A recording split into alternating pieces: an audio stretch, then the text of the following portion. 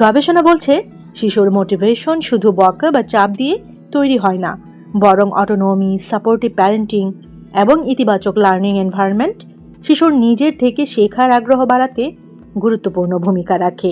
আজকের ভিডিওটিতে আমরা জানব এমন 5টি প্যারেন্টিং হ্যাবিট যেগুলো বদলালে আপনার সন্তানকে প্রতিদিন টেনে পড়ার টেবিলে বসানোর প্রয়োজন অনেকটাই কমতে পারে। আসসালামু আলাইকুম ভিউয়ার্স, আপনাদের সবাইকে স্বাগতম জানাচ্ছি জয় মোটিভেশন ইরা ইউটিউব চ্যানেলটিতে। দেখুন, প্রতিটি মা বাবাই চান সন্তান মন দিয়ে পড়ুক, ভালো ফল করুক এবং ভবিষ্যতে নিজের পায়ে দাঁড়াক। কিন্তু একটা বড় ভুল আমরা প্রায়ই করি। আমরা ভাবি বাচ্চাকে যত বেশি পড়াবো, যত বেশি চাপ দেব, তত বেশি ভালো করবে। কিন্তু দীর্ঘমেয়াদে শুধু চাপ নয়, সন্তানের নিজস্ব মোটিভেশন তৈরি করাটাই বেশি গুরুত্বপূর্ণ। সেলফ ডিটারমিনেশন থিওরি অনুযায়ী মানুষের ভেতরের মোটিভেশন গড়ে উঠতে অটোনমি বা নিজের কিছুটা সিদ্ধান্ত নেওয়ার সুযোগ, কম্পিটেন্স বা আমি পারি অনুভূতি এবং রিলেটেডনেস বা সম্পর্কের নিরাপত্তা গুরুত্বপূর্ণ। তাই চলুন দেখি কোন 5টি অভ্যাস আজ থেকেই বদলানো যায়।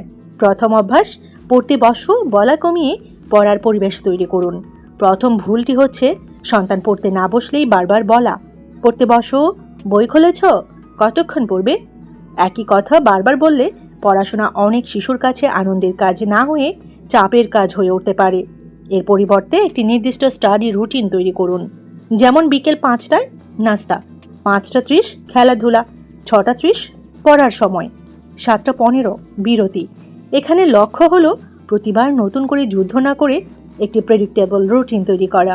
শিশু যখন জানবে এই সময়টা পড়ার সময়, তখন ধীরে ধীরে রিমাইন্ডারের ওপর নির্ভরতা কমতে পারে। চমৎকার একটি প্যারেন্টিং রুল জানাবো আপনাদেরকে।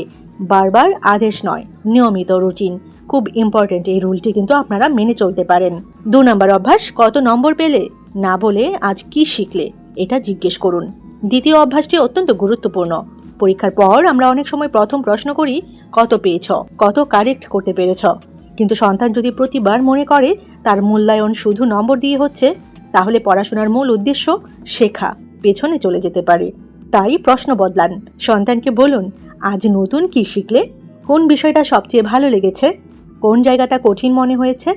এতে আলোচনার কেন্দ্র ফলাফল থেকে লার্নিংয়ের প্রসেসের দিকে চলে আসে। গবেষণায় মাস্টারি ওরিয়েন্টেড বা শেখা ও দক্ষতা বাড়ানোর দিকে মনোযোগ দেওয়ার সঙ্গে অ্যাডাপটিভ মোটিভেশনের সম্পর্ক পাওয়া গেছে। দ্বিতীয় অভ্যাসের ক্ষেত্রে প্যারেন্টিং যে রুলটি আপনারা ফলো করতে পারেন, কত পেলে এর পাশাপাশি বাচ্চাকে জিজ্ঞেস করুন কি শিখলে। খুবই ইন্টারেস্টিং এবং এই রুলটি কিন্তু আমরা সহজেই ফলো করতে পারি। 3 নম্বর অভ্যাস, সন্তানের হয়ে সবকিছু ঠিক করে দেবেন না। তৃতীয় অভ্যাসটি, সন্তানকে পড়ানোর সময় আমরা অনেক সময় বলে দিই কোন বই পড়বে, কখন পড়বে, কোন সাবজেক্ট আগে করবে, কতক্ষণ করবে, সবকিছু। অবশ্যই ছোট শিশুর ক্ষেত্রে গাইডেন্স দরকার, কিন্তু বয়স অনুযায়ী তাকে ছোট ছোট চয়েস দেওয়া খুবই গুরুত্বপূর্ণ। যেমন বাচ্চাকে বলুন, তুমি আগে ম্যাথ করবে নাকি ইংলিশ, 20 মিনিট পড়বে, তারপর 5 মিনিট ব্রেক নেবে, নাকি 25 মিনিট পরে ব্রেক নেবে। এতে আপনি নিয়ন্ত্রণ হারাচ্ছেন না, আপনি সীমার মধ্যে সিদ্ধান্ত নেওয়ার সুযোগ দিচ্ছেন। এটাই অটোনমি সাপোর্টিভ প্যারেন্টিংয়ের একটি গুরুত্বপূর্ণ অংশ। তবে একটা বিষয় মনে রাখবেন, চয়েস যেন এমন না হয় পড়বে নাকি পড়বে না, কারণ শিশু বলবে পড়বো না। বরং চয়েস হবে কোনটা আগে করবে। অর্থাৎ পড়াশোনা হবে বাধ্যতামূলক সীমা, কিন্তু সেই সীমার ভেতরে ছোট সিদ্ধান্তের সুযোগ থাকবে। 4 নম্বর ভুল, ভুল করলে বকা নয়, ভুলকে শেখার অংশ বানান। চতুর্থ প্যারেন্টিং হ্যাবিট, এটি খুব ইম্পর্টেন্ট। সন্তান ভুল করলেই এরকম বলা, এটাও পারো না, এত সহজ জিনিস ভুল করলে কিভাবে হবে, তোমার মাথায় কিচ্ছু ঢুকে না। এই ধরনের কথা সন্তানের কনফিডেন্স কমিয়ে দিতে পারে এবং কঠিন কাজ এড়িয়ে যাওয়ার প্রবণতা তৈরি করতে পারে। এর পরিবর্তে বাচ্চাকে বলুন, এই প্রশ্নটা কঠিন হয়েছে, চলো দেখি কোথায় ভুল হয়েছে, অথবা এবার হয়নি কিন্তু আবার চেষ্টা করলে কিভাবে করা যায় দেখি। এখানে আপনি শিশুকে একটি গুরুত্বপূর্ণ মেসেজ দিচ্ছেন, ভুল মানে আমি বোকা নই, ভুল মানে আমাকে আরও শিখতে হবে। এটি গ্রোথ মাইন্ডসেটের সঙ্গে সামঞ্জস্যপূর্ণ একটি অ্যাপ্রোচ। প্যারেন্টিং রুলটি কি যা আমরা ফলো করতে পারি? ভুলের জন্য লজ্জা নয়, ভুল থেকে শেখার সুযোগ। Last but not the least, 5 নম্বর অভ্যাসটি হচ্ছে পড়াশোনার সময় নিজে ফোনে ডুবে থাকবেন না। এটি সম্ভবত সবচেয়ে আন্ডাররেটেড প্যারেন্টিং হ্যাবিট। আপনি সন্তানকে বলছেন ফোন রাখো, পড়তে বসো, কিন্তু আপনি নিজেই পাশে বসে ফেসবুক, টিকটক বা ইউটিউব দেখছেন। তখন শিশুর কাছে আপনার কথা এবং আপনার আচরণের মধ্যে একটা কন্ট্রাডিকশন তৈরি হয়। শিশুরা শুধু আমাদের কথা শুনে না, আমাদের আচরণও অবজার্ভ করে। তাই স্টাডি টাইমকে ফ্যামিলি ফোকাস টাইম বানানোর চেষ্টা করুন। সন্তান পড়ছে, আপনিও পাশে বসে নিজের কাজ করুন। বই পড়ুন, কাজ করুন, পরিকল্পনা করুন, তাকে অনুভব করান। এই সময়টা আমাদের দুজনের ফোকাস করার সময়। এতে পড়াশোনাকে শুধু শিশুর পানিশমেন্ট হিসেবে দেখানোর পরিবর্তে একটি স্বাভাবিক ডেইলি হ্যাবিট হিসেবে উপস্থাপন করা যায়। আপনাদের জন্য একটি বোনাস টিপস রয়েছে, সন্তানকে পড়ার জন্য কিভাবে প্রশংসা করবেন। অনেকেই হয়তো ভাবেন, বাচ্চাকে শুধু বলবেন না তুমি খুব বুদ্ধিমান, বরং বলুন তুমি কঠিন প্রশ্নটা ছেড়ে দাওনি, এটাই ভালো লেগেছে আমার। আজ তুমি আগের চেয়ে বেশি মনোযোগ দিয়েছ, খুব ভালো লেগেছে আমার। ভুল হওয়ার পরও তুমি আবার চেষ্টা করেছ, এটা কিন্তু দারুণ। অর্থাৎ শুধু রেজাল্ট প্রেজ নয়, এফোর্ট, স্ট্র্যাটেজি এবং পারসিস্টেন্সের মতো নির্দিষ্ট আচরণকে অ্যাকনলেজ করুন। দেখুন, বাবা মা হিসেবে আমাদের লক্ষ্য হওয়া উচিত না আমার সন্তানকে আমি পড়াবো, লক্ষ্যটা হওয়া উচিত আমি এমন পরিবেশ তৈরি করব যেখানে আমার সন্তান ধীরে ধীরে নিজে শেখার অভ্যাস তৈরি করবে। কারণ আজ আপনি যদি প্রতিদিন 20 বার বলেন পড়তে বসো, তাহলে হয়তো সে আপনার কথা শুনে পড়বে, কিন্তু ভবিষ্যতে আপনি পাশে না থাকলে তখন কে তাকে পড়তে বলবে? সেখানেই আসে সেলফ মোটিভেশন। 5টি হ্যাবিট একসাথে মনে রাখুন। 1. বারবার পড়তে বসো নয়, নির্দিষ্ট রুটিন তৈরি করুন। 2. কত নম্বর? এটা নয়, কি শিখলে জিজ্ঞেস করুন বাচ্চাকে। 3 নম্বর হ্যাবিট, সব সিদ্ধান্ত নিজে নয়, বয়স অনুযায়ী ছোট চয়েস দিন। 4 নম্বর অভ্যাস, ভুলে বকা নয়, ভুলকে লার্নিং অপরচুনিটি বানান। 5 নম্বর অভ্যাস, শুধু সন্তানকে ফোন রাখতে বলবেন না, আপনি নিজেও রোল মডেল হন।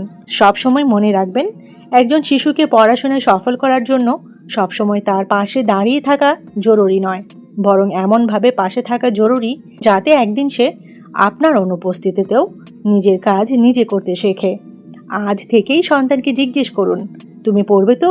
এর পরিবর্তে আজ কি শিখতে চাও, এটা জিজ্ঞেস করুন। কত নম্বর পাবে?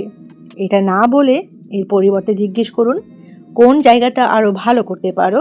আর অবশ্যই আমি তোমাকে পড়াবো, এই কথাটার পরিবর্তে বাচ্চাকে বলুন, আমি তোমাকে শেখার পথে সাহায্য করব। কারণ লক্ষ্য শুধু ভালো নম্বর নয়, লক্ষ্য হলো এমন একজন মানুষ তৈরি করা যে একদিন নিজের ভবিষ্যতের দায়িত্ব নিজেই নিতে পারবে। অবাধ্য সন্তান মানে খারাপ সন্তান নয়। কখনো শিশু নিজের স্বাধীনতা পরীক্ষা করে, কখনো মনোযোগ চায়, কখনো ক্লান্তি বা হতাশা প্রকাশ করতে পারে, আবার কখনো নিয়মের অস্পষ্টতা বা ধারাবাহিকতার অভাবেও আচরণগত সমস্যা বাড়তে পারে। বিশেষ করে ছোট শিশুদের ক্ষেত্রে সীমা পরীক্ষা করা স্বাভাবিক বিকাশের অংশ হতে পারে। তাই লক্ষ্য হওয়া উচিত সন্তানকে হারানো নয়, সন্তানকে শেখানো। চলুন দেখি কিভাবে। প্রথম কৌশল, প্রথমে রাগ নয় সংযোগ তৈরি করুন। সন্তান কথা না শুনলে আমরা সাধারণত কি করি? কতবার বলেছি তুমি এত জেদি কেন, তোমার কোনো কথা শুনতে ভালো লাগে না, এগুলো বললে সন্তান হয়তো মুহূর্তের জন্য চুপ করবে, কিন্তু সে কি বুঝবে কিভাবে আচরণ করা উচিত? সব সময় নয়, তার বদলে আগে তার কাছে যান, চোখের দিকে তাকান, শান্ত গলায় বলুন, আমি বুঝতে পারছি তুমি এখন খেলতে চাচ্ছ, কিন্তু এখন পড়ার সময়। অর্থাৎ অনুভূতিকে স্বীকৃতি দিন, কিন্তু নিয়ম পরিবর্তন করবেন না। এই পার্থক্যটা খুব গুরুত্বপূর্ণ, ব্যালেন্স রাখা খুব দরকার। আপনি বলতে পারেন, তুমি রাগ করতে পারো কিন্তু আমাকে মারতে পারবে না, তুমি খেলতে চাইতেই পারো কিন্তু এখন হোমওয়ার্ক শেষ করতে হবে। এতে সন্তান শেখে আমার অনুভূতি গ্রহণযোগ্য, কিন্তু সব আচরণ গ্রহণযোগ্য নয়। 2 নম্বর কৌশল, 10 বার বলবেন না, একবার পরিষ্কার করে বলুন। অনেক বাবা মায়ের একটি অভ্যাস আছে, প্রথমে বলেন মোবাইল রাখো, 2 মিনিট পর বললাম না মোবাইল রাখো, আরও 2 মিনিট পর এখনই রাখো। তারপর কি করেন? আরেকবার বললে কিন্তু মার দেব। এখানে শিশু ধীরে ধীরে শিখে যেতে পারে, মা বাবা প্রথমবার বললে আমাকে কাজ করতে হবে না। তাই নির্দেশ দিন ছোট, পরিষ্কার এবং নির্দিষ্ট, স্পেসিফিকভাবে। ভালো ছেলে হও বলবেন না, বলুন খেলনা বাক্সে রাখো। দুষ্টুমি করো না বলবেন না, বলুন হাত দিয়ে কাউকে মারবে না। সিডিসি প্যারেন্টিং গাইডেন্সেও স্পষ্ট এবং নির্দিষ্ট ফ্যামিলি রোলস এবং ধারাবাহিক ফলো থ্রো এর উপর গুরুত্ব দেওয়া হয়েছে। 3 নম্বর কৌশল খুব গুরুত্বপূর্ণ, সব কিছুতে না বলবেন না, দুটো গ্রহণযোগ্য চয়েস দিন। এটি খুব শক্তিশালী একটি কৌশল। ধরুন সন্তান পড়তে চায় না, আপনি বললেন এখনই পড়বে, সে বলল না। এবার বলুন তুমি আগে বাংলা পড়বে নাকি গণিত। দেখতে ছোট ব্যাপার, কিন্তু এখানে শিশুর সামনে দুটো গ্রহণযোগ্য অপশন রয়েছে। অর্থাৎ পড়বে কিনা সেটা আর অপশন নয়, কিন্তু কোনটা আগে করবে সেটার চয়েস আছে। আবার লাল জামাটা পরবে নাকি নীলটা, এখন গোসল করবে নাকি 10 মিনিট পরে। এতে শিশুর স্বাধীনতার প্রয়োজনটাকে পুরোপুরি দমন না করে সীমার মধ্যে রাখা যায়। 4 নম্বর কৌশল, ভালো আচরণ দেখলে সঙ্গে সঙ্গে ধরুন, এটি এমন একটি কৌশল যা অনেক বাবা মা অবহেলাই করেন। সন্তান যখন ভুল করে তখন 10 মিনিট ধরে কথা বলেন, কিন্তু ভালো কিছু করলে শুধু বলেন এটা একটু উল্টো করে ফেলুন।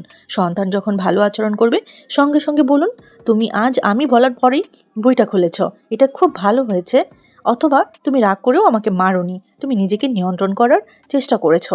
এটাকে বলা হয় স্পেসিফিক বা লেভেলড প্রেইজ, অর্থাৎ শুধু ভালো না বলে শিশুটি ঠিক কোন আচরণটি ভালো করেছে সেটা বলা। সিডিসের তথ্য অনুযায়ী নির্দিষ্ট প্রশংসা শিশুকে বুঝতে সাহায্য করে কোন আচরণটি বাবা মা পছন্দ করছেন এবং সেই আচরণ পুনরায় হওয়ার সম্ভাবনা বাড়াতে পারে। মনে রাখবেন, যে আচরণকে আপনি বেশি লক্ষ্য করেন সেই আচরণটি অনেক সময় বেশি শক্তিশালী হয়। তাই শুধু ভুল ধরবেন না, ভালো আচরণও ধরুন। 5 নম্বর কৌশল, নিয়ম ভাঙলে চিৎকার নয়, আগে থেকেই জানা কনসিকোয়েন্স দিন। এখানে একটি ভুল আমরা প্রায়ই করি। সন্তান ভুল করলেই নতুন নতুন শাস্তি তৈরি করি। কখনো মোবাইল বন্ধ, কখনো খেলনা ভেঙে ফেলা, কখনো মার, কখনো আবার কিছুই না। এতে শিশু বুঝতে পারে না আমি কি করলে কি হবে। তার বদলে আগে থেকেই কয়েকটি পরিষ্কার নিয়ম করুন। যেমন নিয়মটি হচ্ছে কাউকে মারবে না। নিয়ম ভাঙলে খেলা সাময়িকভাবে বন্ধ হবে এবং শান্ত হওয়ার পর বিষয়টি নিয়ে কথা হবে। আর আপনি যদি কনসিকোয়েন্সের কথা বলেন তাহলে সেটি বাস্তবায়ন করুন, কারণ কনসিস্টেন্সি, প্রেডিক্টেবিলিটি এবং ফলো থ্রু শিশুর জন্য কাঠামো তৈরি করে। তবে মনে রাখবেন, কনসিকোয়েন্স মানে অপমান নয়। তুই খারাপ ছেলে, এটা কনসিকোয়েন্স নয়, এটা শিশুর পরিচয়কে আঘাত করে। বলুন তুমি খারাপ নও, কিন্তু কাউকে মারা ঠিক নয়। 6 নম্বর কৌশল সবচেয়ে গুরুত্বপূর্ণ, প্রতিদিন 10 মিনিট শুধু সন্তানের জন্য। এটাই আজকের ভিডিওর সবচেয়ে আন্ডাররেটেড কৌশল। প্রতিদিন মাত্র 10 মিনিটস, 10 মিনিট। এই 10 মিনিটে পড়াশোনা নিয়ে কথা নয়, বকা নয়, মোবাইল নিয়ে অভিযোগ নয়, প্রশ্নের পর প্রশ্ন নয়। শুধু সন্তান যে খেলাটি খেলতে চায় সেটিতে তার সঙ্গে থাকুন। সে আঁকলে আপনি পাশে বসুন, সে খেলনা দিয়ে খেললে আপনিও খেলুন, সে গল্প করলে মন দিয়ে শুনুন। কারণ শিশুর মনে যদি এমন ধারণা তৈরি হয় মা বাবা শুধু আমাকে ভুল ধরার সময়ই কাছে আসে, তাহলে আপনার নির্দেশ তার কাছে বিরক্তিকর হয়ে উঠতে পারে। অন্যদিকে পজিটিভ অ্যাটেনশন এবং child led play parent child connection এবং কনফিডেন্স গড়ে তুলতে সাহায্য করতে পারে বলে সিডিসের সাম্প্রতিক গাইডেন্সে উল্লেখ আছে। তাই প্রতিদিন 10 মিনিট বলুন, এই 10 মিনিট শুধু তোমার। কোনো শিক্ষা নয়, কোনো লেকচার নয়, শুধু কানেকশন। অনেক সময় কানেকশন বাড়লে কোঅপারেশনও সহজ হয়। যে 5টি কাজ অবাধ্য সন্তানকে আরও জেদি করতে পারে তার মধ্যে প্রথমটি হচ্ছে বারবার চিৎকার করা। শিশু শিখতে পারে যে সমস্যা সমাধান চিৎকার দিয়ে করতে হয়। তাছাড়াও অন্য শিশুর সঙ্গে তুলনা, দেখো তোমার ভাই কত ভালো, এতে প্রতিযোগিতা এবং ক্ষোভ বাড়তে পারে। তাছাড়া তুই খারাপ ছেলে, আচরণকে ভুল বলুন, শিশুকে নয়। এছাড়াও এমন শাস্তির হুমকি দেওয়া যা কখনো পালনই করবেন না, এতে আপনার কথার বিশ্বাসযোগ্যতা কমে যায়। এবং একদিন নিয়ম পরদিন নিয়ম নেই। আজ মোবাইল নিয়ে কঠোর, কাল কান্না করলে মোবাইল দিয়ে দিলেন। শিশুর কাছে নিয়ম প্রেডিক্টেবল থাকে না। একটি চমৎকার গল্প দিয়ে শেষ করি ভিডিওটি। একটি শিশু প্রতিদিন তার মাকে বলতো, আমি পড়বো না। মা প্রতিদিন চিৎকার করতেন, তোমাকে দিয়ে কিছুই হবে না, তুমি কিছুই পারো না। একদিন মা পদ্ধতিটা বদলে ফেললেন। তিনি বললেন, তুমি এখন পড়তে চাইছো না সেটা আমি বুঝতে পারছি, কিন্তু আজ 15 মিনিট পড়বো। তুমি বাংলা আগে করবে নাকি গণিত? শিশু বলল বাংলা। মা বললেন ঠিক আছে, চলো শুরু করি। 15 মিনিট পর মা বললেন, আজ তুমি 15 মিনিট নিজে বসেছো, এটা কিন্তু আগের চেয়ে অনেক ভালো। সন্তান হয়তো একদিনেই বদলে গেল না, কিন্তু মা বদলে গেলেন। আর অনেক সময় বাবা মায়ের প্রতিক্রিয়া বদলানোই শিশুর আচরণ পরিবর্তনের প্রথম দরজা খুলে দেয়। সবসময় মনে রাখবেন, অবাধ্য সন্তানকে ভয় দেখিয়ে বাধ্য করা যায়, কিন্তু ভয় দিয়ে তৈরি আনুগত্য দীর্ঘমেয়াদে আপনার লক্ষ্য হওয়া উচিত নয়। আপনার লক্ষ্য হওয়া উচিত সন্তান যেন বুঝতে শেখে কেন নিয়ম আছে, কেন অন্যকে সম্মান করতে হয়, কেন নিজের রাগ নিয়ন্ত্রণ করতে হয়, আর কেন মা বাবার কথা শোনা খুব গুরুত্বপূর্ণ। তাই আজ থেকেই 6টি জিনিস শুরু করুন: connection, clear instruction, choice, specific press, consistent consequence, daily 10 minute special time. আরেকটা কথা সবসময় মনে রাখবেন, সন্তানের আচরণ খারাপ হতে পারে, কিন্তু সন্তান নিজে খারাপ নয়। আপনি আচরণটাকে সংশোধন করবেন, সন্তানকে নয়। একটি প্রশ্ন করি, যদি আজ আপনার সন্তানকে 10 কোটি টাকা আর ভালো চরিত্র দুটোর মধ্যে একটি বেছে নিতে বলা হয়, আপনি কোনটি চাইবেন? Doctor APJ Abdul Kalam sir বলেছিলেন, স্বপ্ন সেটা নয় যা ঘুমিয়ে দেখো, স্বপ্ন সেটাই যা তোমাকে ঘুমোতে দেয় না। কিন্তু সেই স্বপ্ন দেখার শক্তি সন্তানের মধ্যে তৈরি করেন কে? মা। আজকের ভিডিওতে আপনারা জানবেন গবেষণায় প্রমাণিত এমন 7টি কাজ যা একজন সাধারণ মাকেও অসাধারণ সন্তানের নির্মাতা বানাতে পারে। শেষের 7 নম্বরটি জানলে হয়তো আজ থেকে আপনার সন্তানকে নতুনভাবে দেখবেন। আসসালামু আলাইকুম, আপনাদেরকে স্বাগতম জানাচ্ছি যে মোটিভেশন ইরা চ্যানেলটিতে। আজকের আলোচনা শুধু একটি ভিডিও নয়, প্রতিটি মায়ের জন্য একটি দায়িত্বের গল্প। হার্ভার্ড, ইউনিসেফ এবং শিশু বিকাশ বিষয়ক বহু গবেষণায় দেখা গেছে একজন শিশুর ভবিষ্যৎ গঠনে মায়ের দৈনন্দিন আচরণ, কথাবার্তা এবং আবেগীয় সম্পর্ক বিশাল ভূমিকা রাখে। চলুন ঝটপট শুরু করি আজকের ভিডিওটি। প্রথমেই বলবো, সন্তানের নম্বর নয়, শেখার আগ্রহকে প্রশংসা করুন। অনেক মা বলেন 100তে 100 পেলে তবেই তুমি ভালো, কিন্তু এতে শিশুর মনে তৈরি হয় ব্যর্থতার ভয়। স্ট্যানফোর্ড ইউনিভার্সিটির মনোবিজ্ঞানী সাইকোলজিস্ট ক্যারল ডেক দেখিয়েছেন, যারা পরিশ্রমের প্রশংসা পায় তারা জীবনে অনেক বেশি সফল হয়। আপনি বলুন তুমি চেষ্টা করেছো, এটাই আমার গর্ব। 2 নম্বর পয়েন্টটি খুব ইম্পর্ট্যান্ট। প্রতিদিন অন্তত 15 মিনিট শুধু সন্তানের জন্য রাখুন। এই সময়ে থাকবে না মোবাইল, থাকবে না রান্না, থাকবে না অন্য কোনো কাজ, শুধু সন্তান আর মা। গবেষণায় দেখা গেছে এই স্পেশাল টাইম শিশুর আত্মবিশ্বাস এবং মানসিক নিরাপত্তা অনেক বাড়ায়। 3 নম্বরের পয়েন্টটি খুব ইম্পর্ট্যান্ট। সন্তান ভুল করলে আগে শুনুন, পরে শিখান। অনেক মা প্রথমেই বলেন চুপ করো, কিন্তু এতে শিশু সত্য বলা বন্ধ করে দেয়। প্রথমে জিজ্ঞেস করুন কি হয়েছে, তারপর সমাধান দেখান। 4 নম্বর পয়েন্ট, আপনি যেমন সন্তানও তেমন হবে। শিশু কথা শুনে কম শেখে, দেখে বেশি শেখে। আপনি যদি রাগের সময় চিৎকার করেন, সেও তাই শিখবে। আপনি যদি সম্মান দিয়ে কথা বলেন, সেও একদিন সবাইকে সম্মান করবে। 5 নম্বর টিপস, প্রতিদিন অন্তত একটি বই পড়ে শোনান। হার্ভার্ডের গবেষণায় দেখা গেছে যেসব পরিবারে নিয়মিত গল্প পড়া হয় সেই শিশুদের ভাষা, কল্পনা শক্তি এবং শেখার ক্ষমতা উল্লেখযোগ্যভাবে ভালো হয়। বই দামি হতে হবে না, গল্পটাই গুরুত্বপূর্ণ। 6 নম্বর কৌশল, তুলনা নয় উন্নতির হিসাব করুন। সবচেয়ে ক্ষতিকর বাক্য, দেখো পাশের বাসার ছেলে এমনটা করেছে, অমনটা করেছে। এই একটি বাক্য শিশুর আত্মবিশ্বাস ধীরে ধীরে ভেঙে দেয়। আজ সে গতকালের চেয়ে একটু ভালো হয়েছে, সেটাই আসল সাফল্য। 7 নম্বর টিপস, তাকে বড় মানুষ নয়, ভালো মানুষ হওয়ার স্বপ্ন দেখান। Doctor APJ Abdul Kalam sir বিশ্বাস করতেন একটি জাতির ভবিষ্যৎ নির্ভর করে তার শিশুদের চরিত্রের ওপর। ডাক্তার, ইঞ্জিনিয়ার, অফিসার এইসব পরিচয় পরে আসে। সৎ, দয়ালু, দায়িত্বশীল মানুষ হওয়াই প্রথম লক্ষ্য হওয়া উচিত। একজন মা যদি প্রতিদিন এই মূল্যবোধগুলো শেখান, তাহলে সন্তান শুধু সফল নয়, মানুষের হৃদয়েও জায়গা করে নেবে। সবসময় মনে রাখবেন, সন্তানের ভাগ্য একদিনে বদলায় না, বদলায় প্রতিদিনের ছোট ছোট অভ্যাসে। আজ রাতে ঘুমানোর আগে শুধু একটি কাজ করুন, সন্তানকে জড়িয়ে ধরে বলুন আমি তোমাকে ভালোবাসি, তোমার উপর আমার বিশ্বাস আছে। হয়তো এই একটি বাক্যই তার জীবনের সবচেয়ে বড় শক্তি হয়ে উঠবে। ভিডিওটি যদি ভালো লাগে তাহলে লাইক দিন, শেয়ার করুন এবং এমন সব মায়ের কাছে শেয়ার করুন যারা তাদের সন্তানকে শুধু সফল নয়, একজন ভালো মানুষ হিসেবে গড়ে তুলতে চান।